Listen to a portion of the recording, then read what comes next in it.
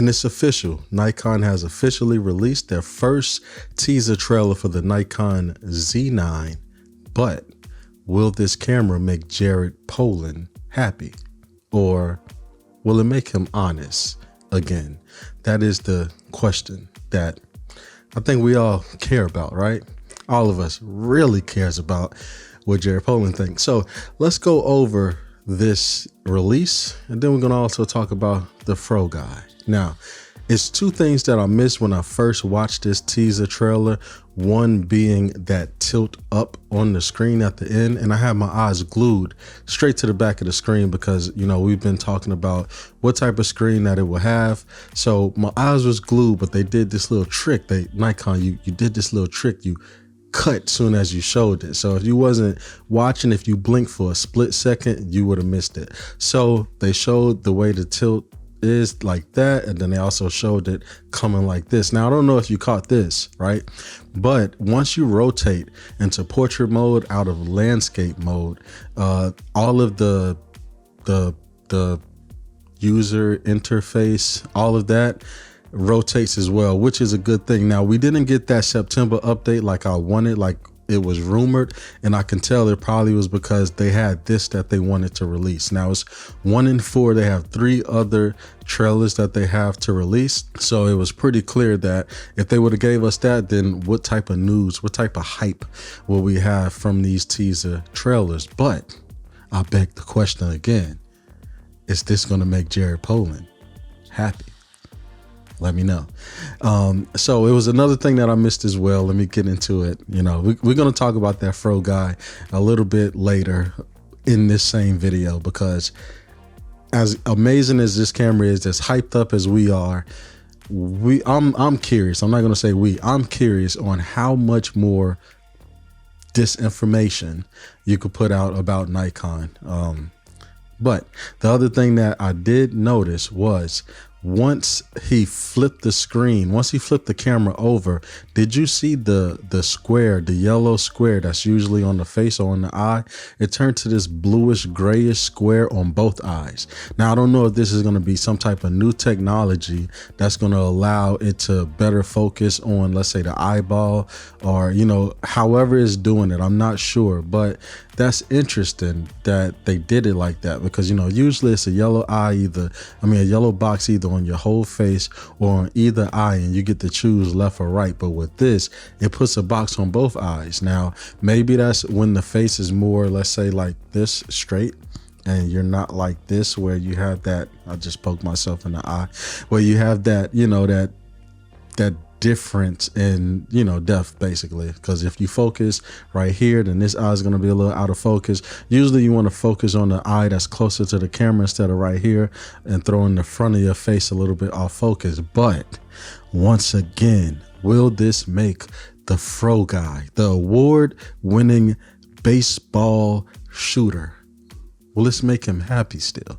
I mean, because all of this pressure, Nikon was under so much pressure with the Dear Nikon, the love letter, the breakup letter, I should say, from Jared Polin. It's like they had to get it right. I mean, we cannot let our award-winning baseball photographer be disappointed in his camera.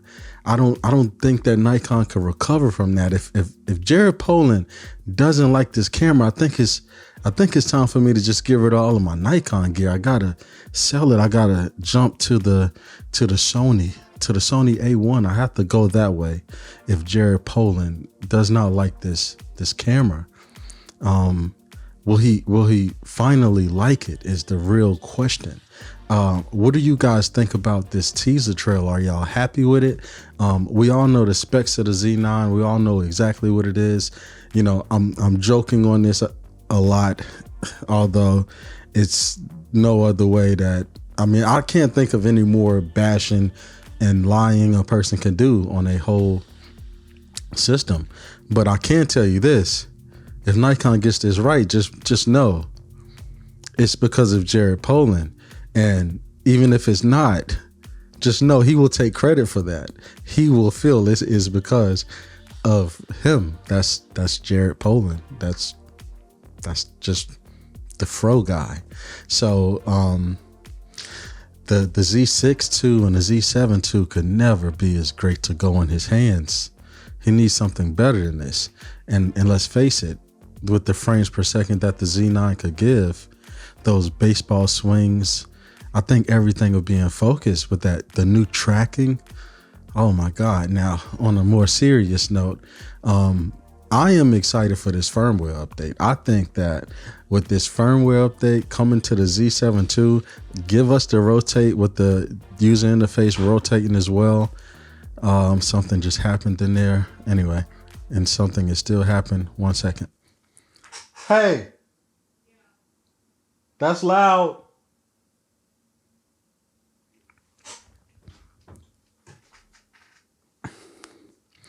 Where was I? So give us the rotating where the UI rotates as well.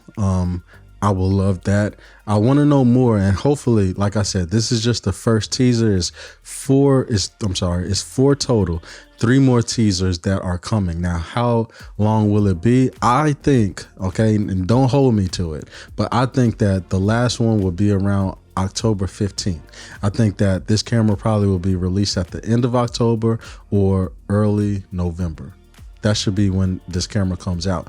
But I think it'll be that because Nikon Rumors had a rumor that it will be an announcement today, but then they also was hearing something about an announcement on October 15th, if I'm not mistaken.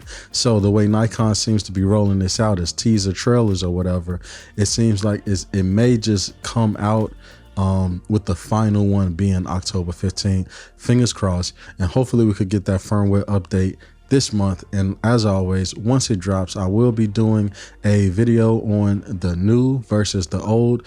Another thing that I do want to do is I had a person ask me, what do I think about the Nikon Z7 versus the Z7 II as far as autofocus? They had a Nikon Z7 and they had questions on, is the autofocus that much of a difference for it to change? And listen, my answer right now that I'm just going to tell you is yes. The autofocus on the Z7 II is phenomenal. It's 2 processors in these Z6 and Z7 IIs. It is at the beginning of its life cycle. It has not even been out a whole year. So with it having the internals that it have, it's able to have more updates, more firmware updates that improve it more, where unfortunately the Z6 and the Z7, the originals, are still, well, not still, but they are unfortunately at the end of their life cycle. Okay, I know it sounds bad, but it is. At the end of the day, it was a first generation camera, and you know, if you went out and you bought it, good. You know, they're great cameras, but with these, even though people think it's just a small increase, it's the internals that matters. Firmware updates are different than firmware updates on DSLRs that really didn't improve that much. Everything could change with this. It's like a smartphone. So with the internals that it have, I do feel that it's better. But we're talking about, come on, we're talking about the Z9. I'm losing track. We're talking about the Z9. We're talking about Jared Polin. Will he finally be happy? Let me know in the comment. Let me know down in the comment section down there, right down there. Yeah, there. Let me know if you think Jared Polin will be happy about this, and do you care? Because personally, I really don't. Jared Polin, I'm always shooting Nikon.